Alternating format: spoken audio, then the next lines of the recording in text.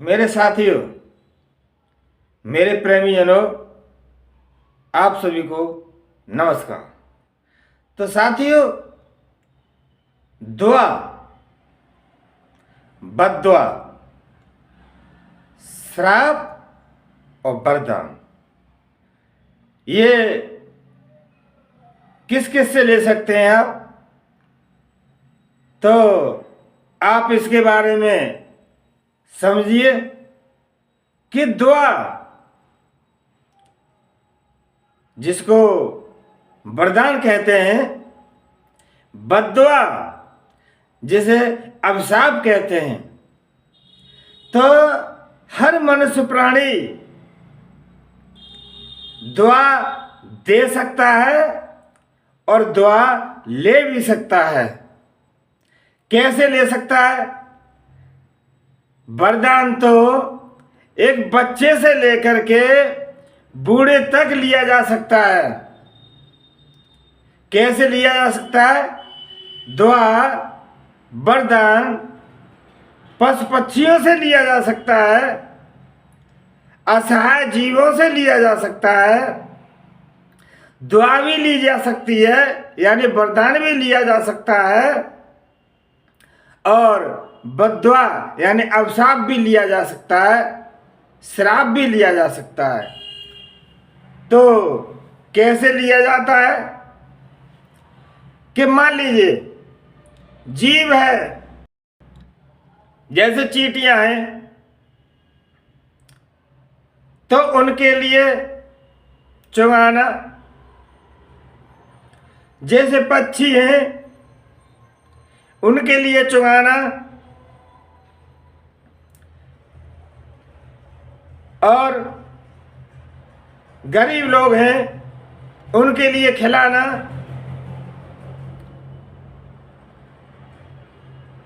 तो कहने का मतलब, आपके सहयोग से, आपके व्यवहार से यदि किसी जीव के लिए, पशु पक्षी मनुष्य प्राणी, यदि उसे सुख शांति मिले, परम शांति मिले, तो उसकी आत्मा ऑटोमेटिक उसके मुख से आपके प्रति अच्छा निकलता है। आप ये न माने कि आप महापुरुष हो गए, बड़े हो गए, तो आप ही दुआ के काबिल हैं, आप ही आशीर्वाद दे सकते हैं।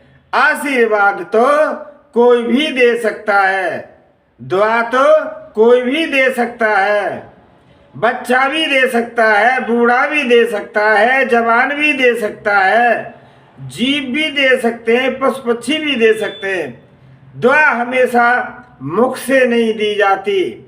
दुआ, आशीर्वाद आत्मा से अंदर की आवाज निकलती है। जब उस आत्मा के लिए सुख मिलता है, परम शांति मिलती है, आराम मिलता है, तो मुख से दुआ ऑटोमेटिक निकलती है।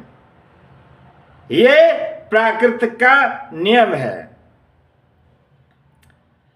तो दुआ से ही जीव का कल्याण होता है और जीव अच्छी गति को प्राप्त होता है। अब साहब लीजिए आप कि श्राप कैसे मिलता है, बद्दुआ कैसे मिलती है।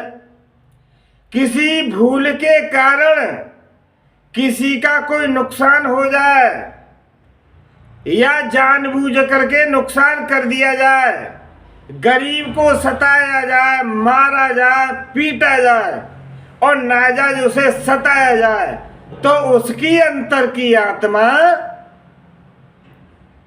उसे बद्दुआ देती है, अब श्राप देती है। जब आत्मा दुखी होती है तो अंदर से उसके प्रति गलत ही निकलता है और उसके जीवन में फिर गलत ही घटित होता है। अब जैसे कुछ बद्दुआ मुख से निकलती है, आत्मा की आवाज निकलती है, तो आप कर रहे अच्छा, उसके साथ हो जाए बुरा, तो भी आपको भूल के कारण आपके बद्दुआ लग जाती है, अभिशाप लग जाता है। कैसे लग जाता है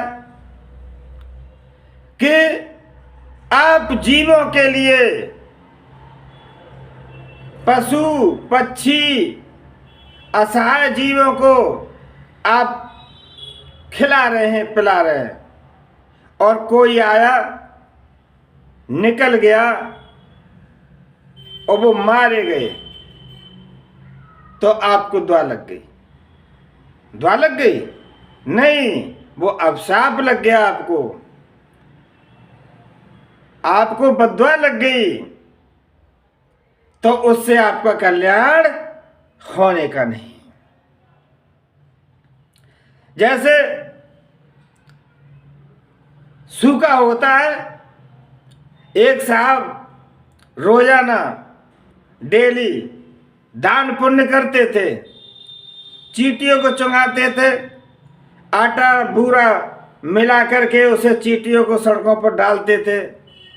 किसी कारण बस उनके यहाँ चीज खत्म हो गई, तो एक सीरा था चिपकना हुआ, फैली हुई, तो बोले ये मीठा है, लाओ। तो सड़कों पर वो गए और थोड़ा थोड़ा उन्होंने चुआ दिया। चींटियां आई, उस मीठे पर चुन गई, वो भाई के मैं चिपक गई और वो सारी की सारी मारी गई। उन्होंने अपने दिमाग से, अपनी समझबूझ से उन्होंने दान किया, खिलाया पिलाया, लेकिन वो उनके द्वारा किया हुआ कर्म गलत हो गया और वो चींटियां मारी गई, उनको बद्दुआ लग गई, अब सांप लग गया, तो उनका कल्याण नहीं हो पाया।